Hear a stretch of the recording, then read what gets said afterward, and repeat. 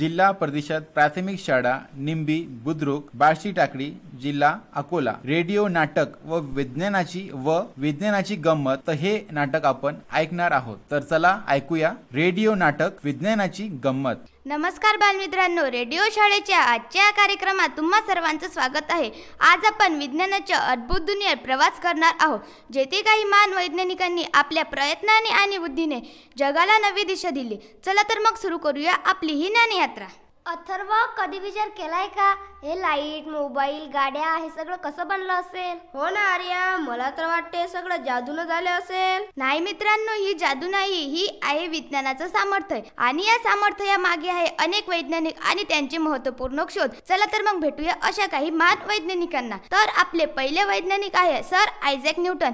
एका सफरचंदामुळे त्यांना जगाला एक महान नियम दिला. हा सफरचंद खालीच का पडला, वर का गेला नाही? याच्या मागे काहीतरी कारण असले पाहिजे. सफरचंद पडला म्हणजे? मला वाटते ते झाडाखाली बसले असतील आणि सफरचंद त्यांच्या डोक्यावर पडला असेल. अगदी बरोबर अथर्व.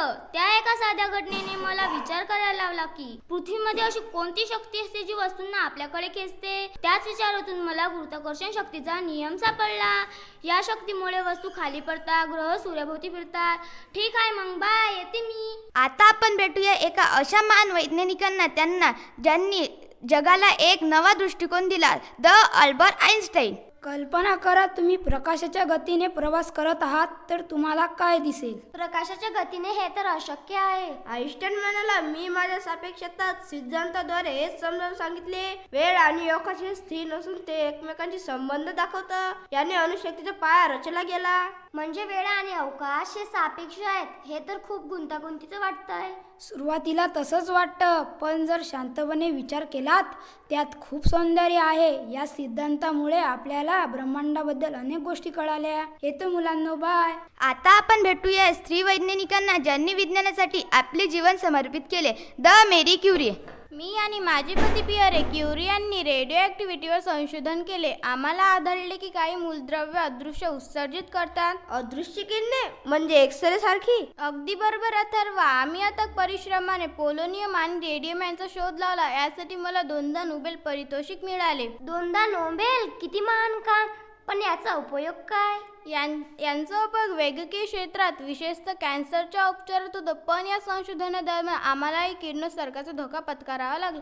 ठीक आहे मग, मी येते, बाय. मेरी क्युरी यांचे कार्य खरोखरच प्रेरणादायक आहे. त्यांनी दाखवून दिले की विज्ञानासाठी किती त्याग करावा लागतो. आता आपण भेटूया एका अशा संशोधकाला ज्यांनी हजारो प्रयोग केले आणि अनेक अपयश पाहिले, पण तरीही हार मानले नाही, द थॉमस एडिसन. मला आठवत आहे, विजेचा दिवा बनवण्यासाठी मी 10,000 वेळा अपयशी ठरलो. 10,000 वेळा?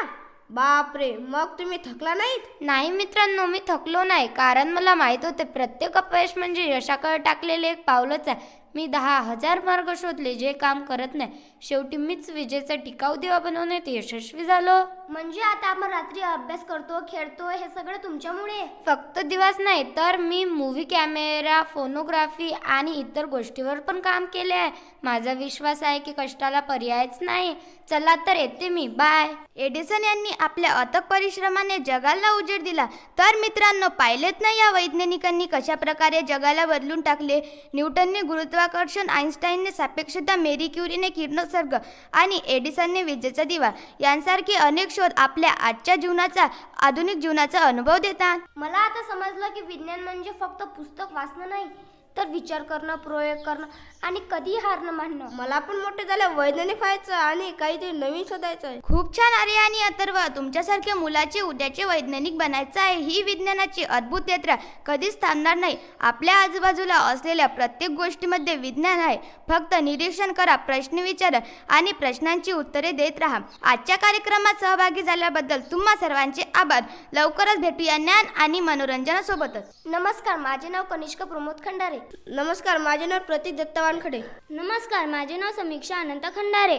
नमस्कार, माझे नाव श्रेयश उल्हास मोहल्ले. नमस्कार, माझे नाव गायत्री सुधाकर गायकवाड. नमस्कार, माझे नाव कोमल बाडू तायडे. नमस्कार, माझे नाव जीविका ज्ञानेश्वर पांडे. जय हिंद, जय महाराष्ट्र.